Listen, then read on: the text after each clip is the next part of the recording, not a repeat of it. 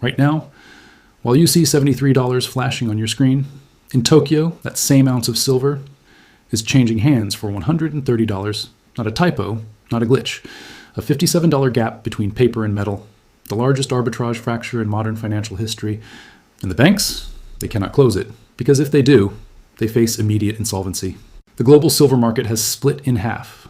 One side is paper, one side is reality, and what happens next will redefine wealth for an entire generation. But here is what they are not telling you. Welcome to Currency Analyzer. If you have been watching markets long enough to remember when a handshake meant something, when a dollar was backed by more than a promise, then you understand why this moment matters. Do me a favor, would you? Hit that subscribe button below, not because I am asking, but because what we are covering here, these structural breaks, these monetary shifts, they do not make headlines until it is too late. You have seen enough cycles to know that. And before we go further, drop a comment and tell me, where are you watching this from? New York, London, Mumbai, Tokyo? Because this crisis, it is not happening in one place. It is happening everywhere. Now, let us begin. On January the 2nd, 2025, a businessman in New York opened his trading terminal. He checked the spot price of silver. The screen displayed $73.14. He nodded. Normal, expected. The market was functioning as it always had. 3,000 miles away, a salaryman in Tokyo walked into a bullion dealer in the Ginza district. He asked for a 1-ounce silver coin. The dealer quoted him 19,900 yen. The salaryman pulled out his phone. He calculated the conversion, $130. He hesitated, but only for a moment. Then he paid.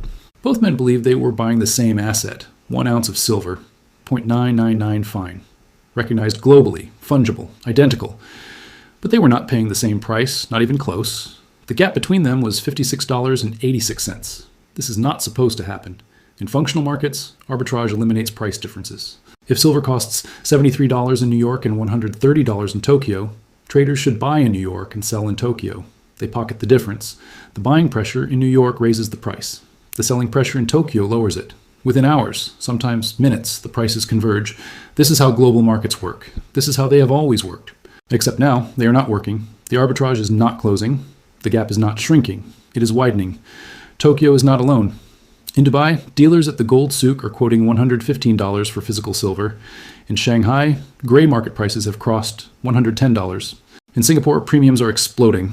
Even in the United States, major dealers like APMX are selling generic silver bars for $81, $8 above the spot price that flashes on every screen. He sits at his desk in Manhattan. He sees $73. He believes that is the price of silver. She walks into a coin shop in Texas. She sees $81. She pays it, because that is the only price that matters, the price of the metal she can hold. 2 markets, 2 prices, 1 asset. This is called a fracture. Fractures happen when the connection between paper and physical breaks down, when the system that is supposed to link them stops functioning, when the mechanisms of arbitrage fail. History has seen this before. In 1980, the Hunt brothers drove silver to $50. Premiums spiked. Delivery delays stretched for weeks. But the fracture was temporary. The market corrected. The gap closed. In 2011, silver hit $49. Dealers ran out of inventory. Premiums jumped to 15%. But again, the system held. Supply caught up. Prices normalized. This time feels different. This time, the gap is not closing. It is accelerating. Analysts are watching. They pull up the data. They compare the COMEX futures price to dealer premiums across 6 continents. They see the same pattern. Paper is cheap. Physical is expensive. The divergence is not temporary. It is structural. They ask the question that no one wants to answer. What happens when the price on the screen no longer reflects the price in the real world? What happens when paper and metal become 2 separate assets? The businessman in New York still believes in $73. He can trade it. He can see it update in real time. He can buy a futures contract and settle in cash.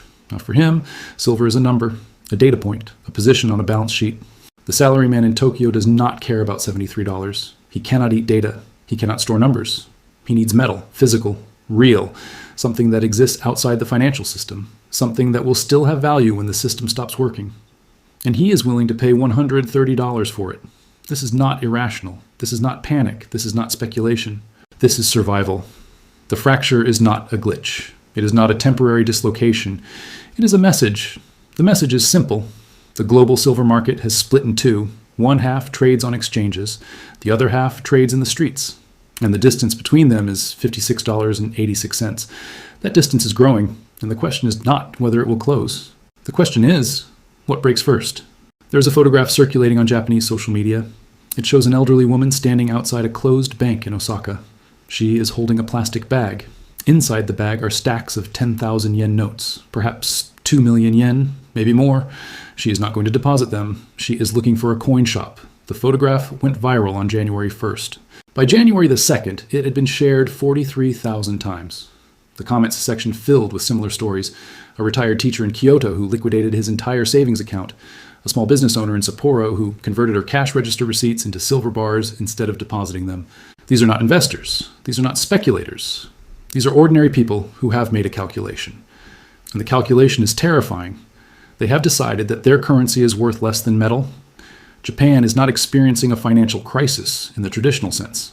The banks have not collapsed. The ATMs still dispense cash. The electronic payment systems still function. On paper, everything looks stable, but the people do not believe the paper anymore. The numbers tell the story that the government will not.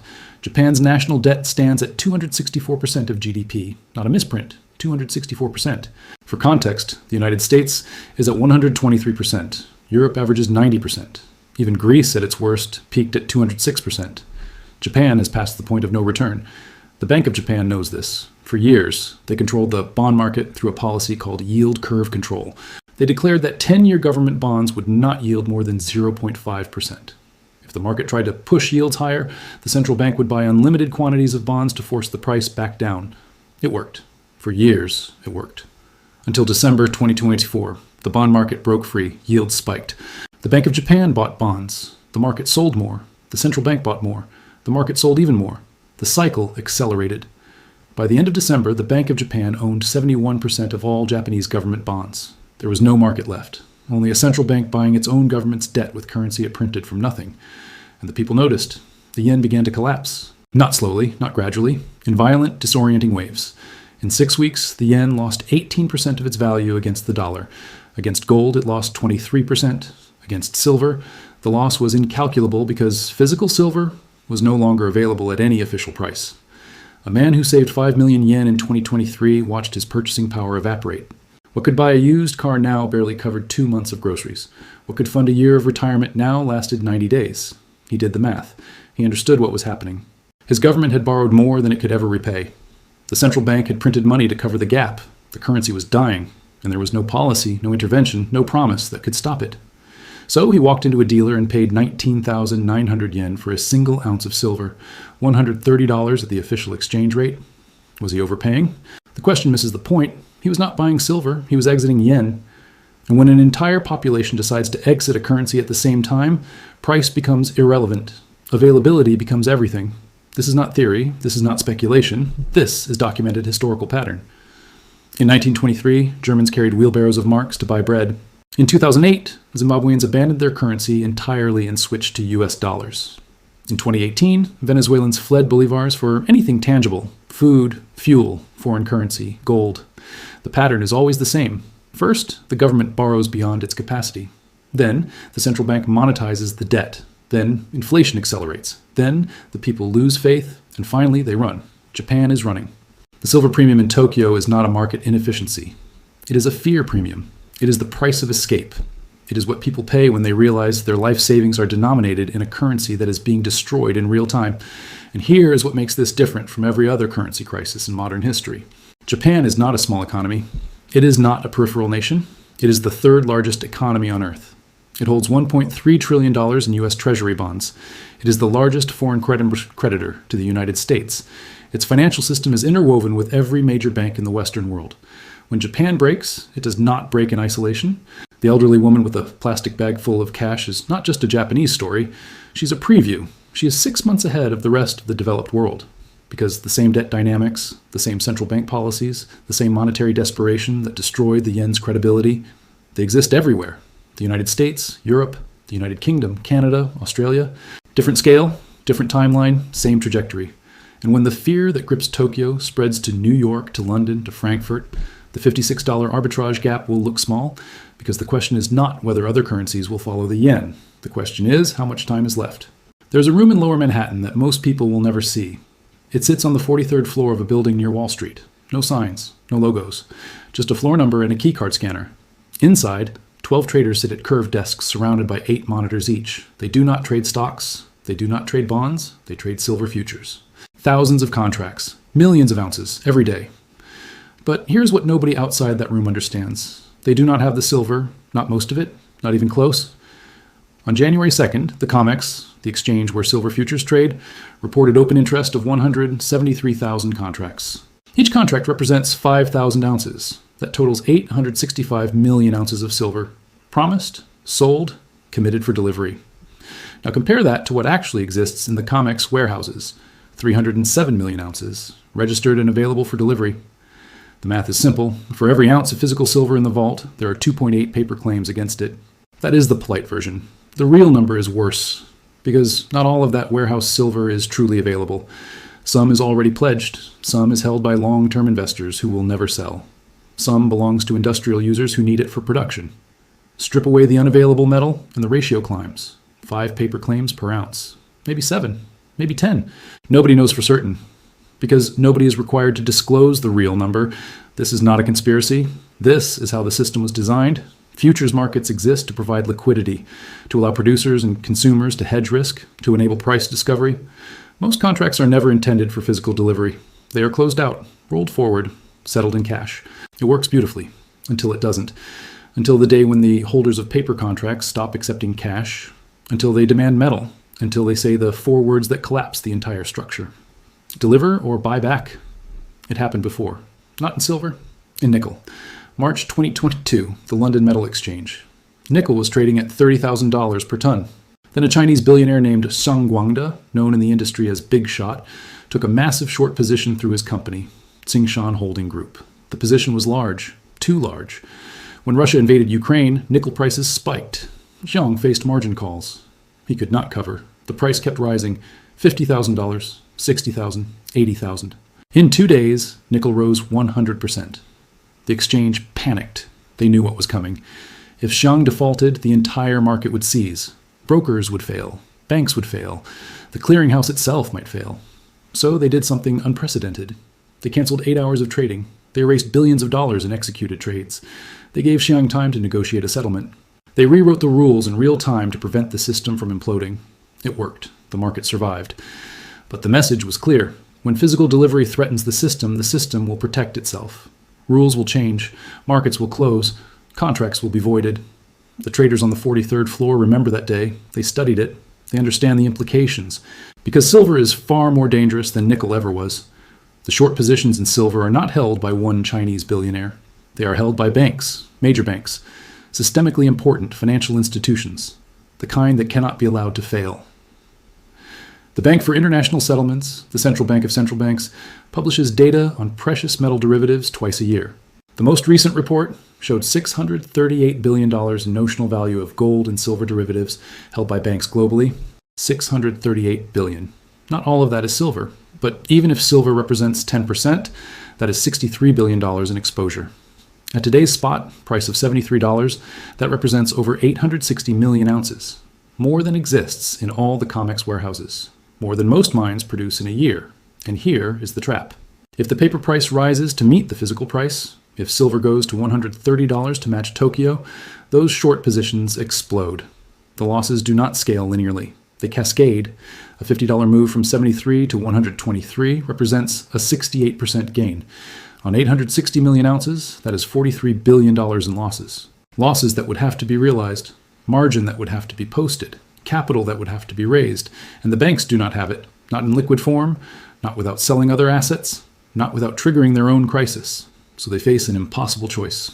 Let the price rise and face insolvency, or suppress the price and lose all credibility.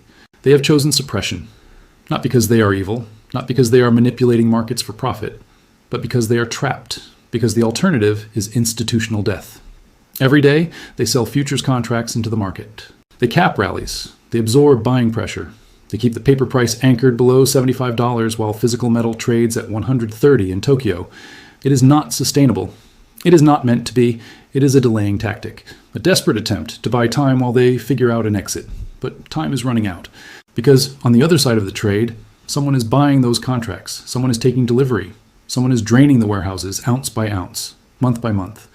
And when the warehouses are empty, the game ends, not with a policy announcement, not with a press release, but with a delivery failure, a force majeure declaration, a cash settlement at a price far below what the metal is worth. The traders on the 43rd floor know this. They run the scenarios. They stress test the positions. They calculate how long the system can hold. And the answer they keep getting is the one nobody wants to hear. Not long enough. There's a decision that every serious person must make in the next 90 days. Not a trading decision. Not a speculation.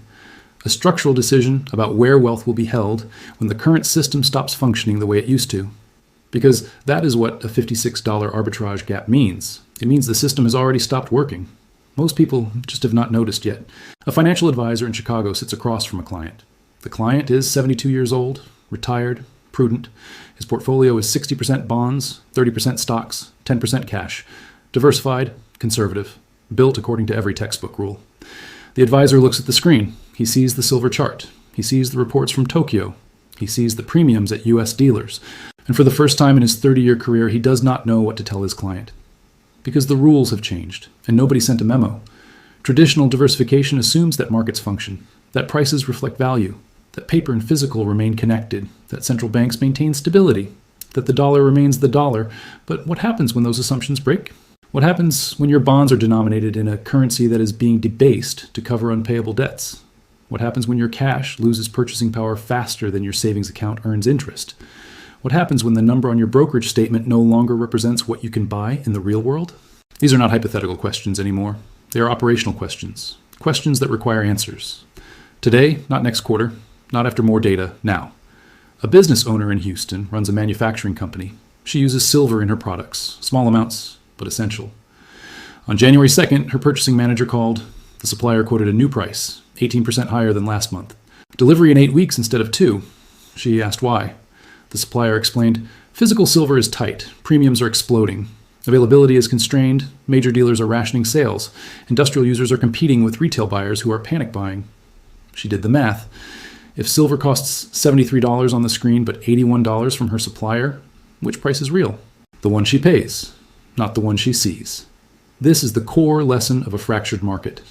The real price is not the number on the exchange. The real price is what you must pay to acquire the physical asset. And right now, that price is $56 higher in Tokyo, $8 higher in Texas, $15 higher in Dubai. The premium is not going away. It is spreading. So the question becomes, what is the correct response? Some will say, do nothing. Wait for the market to normalize. The gap will close. The arbitrage will correct. Patience will be rewarded.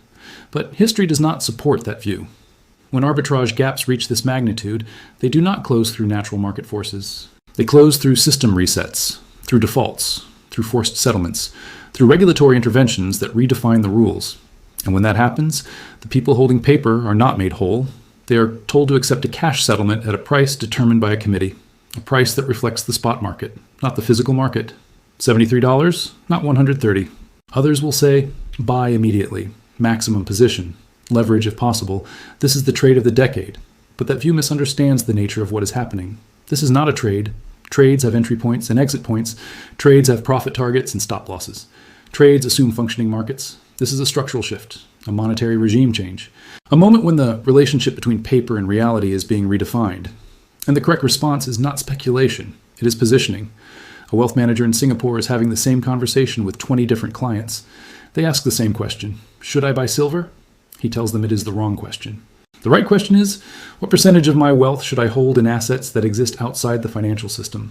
Not for profit, not for trading, for insurance, for optionality, for the scenario where the dollar, the euro, the yen, the pound, where all of them lose credibility at the same time.